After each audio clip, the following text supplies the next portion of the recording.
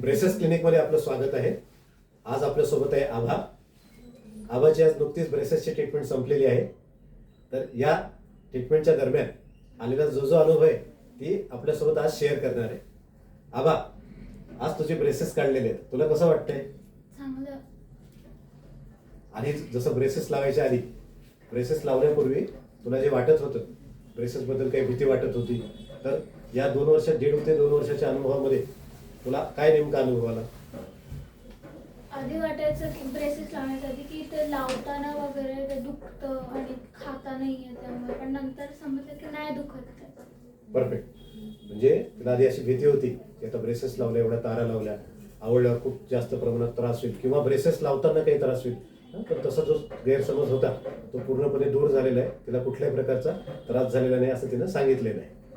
आता जी 1.5 ते 2 वर्षाची ट्रीटमेंट आपण केलेली, त्याच्यामध्ये तुला बदल कसे कसे जाणवले? पहिले काय नाही जाणवलं, खाली ब्रेसेस लावल्यानंतर समजलं बरोबर. खाली ब्रेसेस जेव्हा लावले तेव्हा तुला काय जाणवलं नेमकं? की ते दात साईडला सरकायला लागले आणि खालचे दात मागे चालले, मागे उरलेले. ट्रीटमेंट करताना आपल्याला दोन्ही दातांची ट्रीटमेंट करणं आवश्यक असते. बऱ्याच लोकांना बऱ्याच वेळा वाटतं माझे फक्त वरचे दात पुढे आहेत, आपण फक्त वरती क्लिप लावल्या तर चालतील का? आपण वरती क्लिप लावल्या तर दातांची ठेवून वरची जी आहे ती बदलणार, पण तिच्या खालच्या दातांप्रमाणे नाही राहिली तर आपल्याला खाताना त्याच्यामध्ये प्रॉब्लेम जाणार. दात एकमेकात घट्ट बसले पाहिजे. आपण वरचे दात ज्याप्रमाणे मूव्ह केले त्याप्रमाणे खालचे दात सुद्धा तिथे घट्ट बसले पाहिजे. त्या दृष्टिकोनातून दोन्ही दातांना क्लिप टाकणं आवश्यक असतं. जसं आव्हाने सांगितलं, वरचे दात अलाइनमेंट करताना तिला तेवढंच समजलेलं नाही, पण खालचे दात जेव्हा मात्र मागे गेले तेव्हा तिला लक्षात आलं की आपल्या चेहऱ्यामध्ये बदल होतोय म्हणून. कारण या ठिकाणी आपण एक्सपान्शन पण केलेलं आहे, त्या ठिकाणी दात एकमेकांमध्ये व्यवस्थित बसवलेले आहे. वरचा जो जसा आपण अलाइन केला त्याप्रमाणे त्याच्या प्रमाणामध्ये आपण खालचा जो आहे तो अलाइन केलेला आहे. त्यामुळे हे सगळे जे प्रमाणबद्ध ठेवून आपण जे केलेले आहे त्यामुळे त्याचा जो इफेक्ट आहे तो खूप चांगल्या प्रकारे दिसतो. आबा, तुझ्या शाळेमध्ये काही अजून मुलं असतील किंवा तुझे मित्रमैत्रिणी असतील तर त्यांना याच्याबद्दल काही भीती असेल किंवा तुझ्यासारखे दातं किंवा अजून वेगवेगळ्या प्रकारचे त्यांचे दातं ज्यांना ट्रीटमेंटची खरंच गरज आहे, अशा मुलांसाठी तू काय नेमका मेसेज देऊ शकशील? भीती नाही वाटू द्यायची, कारण त्यात काय नाहीये, ते फक्त दातांची ट्रीटमेंट आहे. सो तिने एकदम साध्या भाषेत सांगितलेलं आहे, कुठले कॉम्प्लिकेट न करता. त्याच्यात घाबरण्यासारखं काही नाही. ती एक ट्रीटमेंट आहे, ती ट्रीटमेंट प्रमाणे झाली पाहिजे.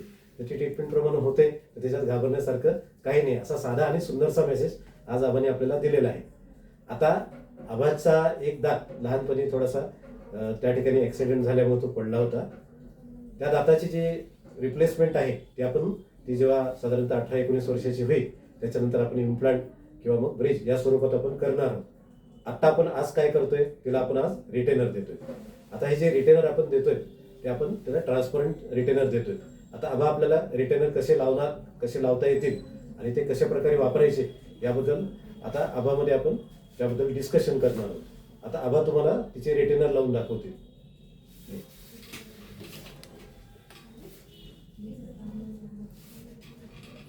वरचं रिटेनर.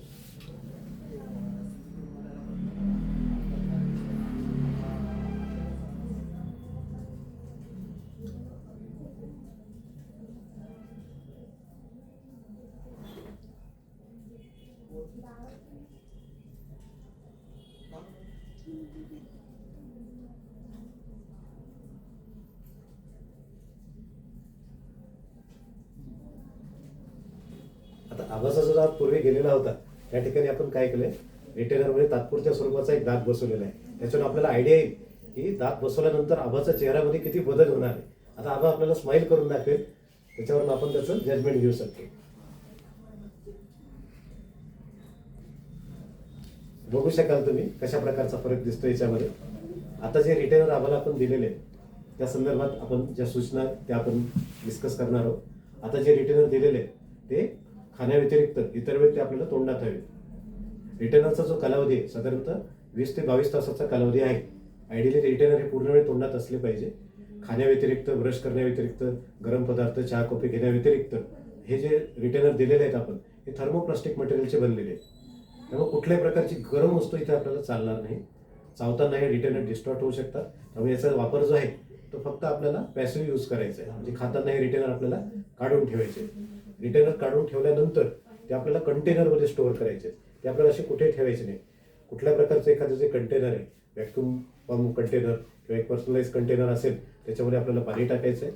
पाण्यामध्ये ते आपल्याला रिटेनर ठेवायचे. ते रिटेनर वापरात त्या रिटेनरच्या 2च जागा आहे. एक तर ते केसमध्ये असतील किंवा मग ते तोंडात असतील. ते इतर ठिकाणी जर ठेवण्याचा प्रयत्न केला, त्या ठिकाणी त्याच्यावर जर काही पडलं किंवा ते कुठे पडले तर ते थोडेसे डेलिकेट असतात, त्यामुळे ते तुटण्याची शक्यता असते.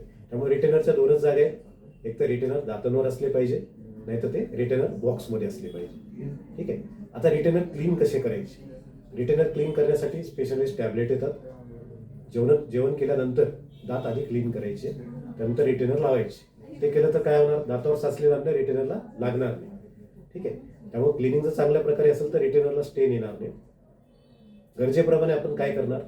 पाण्यामध्ये आपण टॅबलेट टाकणार. क्लिन्झिंग टॅबलेट असतात. त्या टॅबलेट टाकल्यानंतर हळूहळू ते फसफसतं. त्याच्यानंतर आपण हिला एक किट दिलेली आहे. आम्हाला आपण एक रिटेनरची क्लिनिंगची किट दिलेली आहे.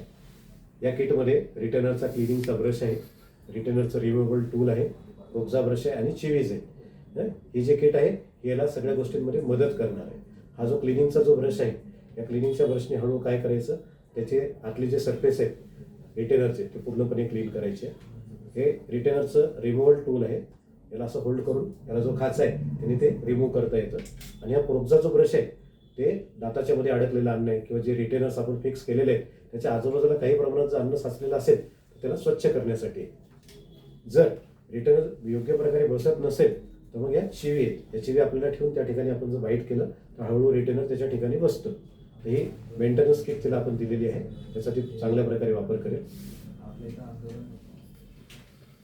तर आभाने आपल्याला या तिच्या जर्नीमध्ये अतिशय काही महत्त्वपूर्ण टिप्स दिलेल्या आहेत. तिच्या टिप्सच्या यांनी आपण सगळ्यांनी या ट्रीटमेंटचा फायदा घ्यावा. याच्यामध्ये कुठल्या प्रकारचा पेन होत नाही. आणि ही प्रोसिजर आहे, तिने काय सांगितलं, ही ट्रीटमेंट आहे, ही प्रोसिजर आहे, नॉर्मल प्रोसिजर. प्रोसिजरचा अर्थ त्या ठिकाणी ज्या ट्रीटमेंटचे जे प्रोटोकॉल्स आहेत ते चांगल्या प्रकारे जर फॉलो झाले तर कुठल्या प्रकारचा इथे त्रास होत नाही. आबाने या ट्रीटमेंटच्या दरम्यान आपल्याला खूप सहकार्य केलेलं आहे. प्रत्येक अपॉइंटमेंटला ते पंक्च्युअली आलेले आहे. त्यांच्या आईवडिलांनी सुद्धा ट्रीटमेंटमध्ये उत्स्फूर्तपणे सहभाग दाखवलेला आहे.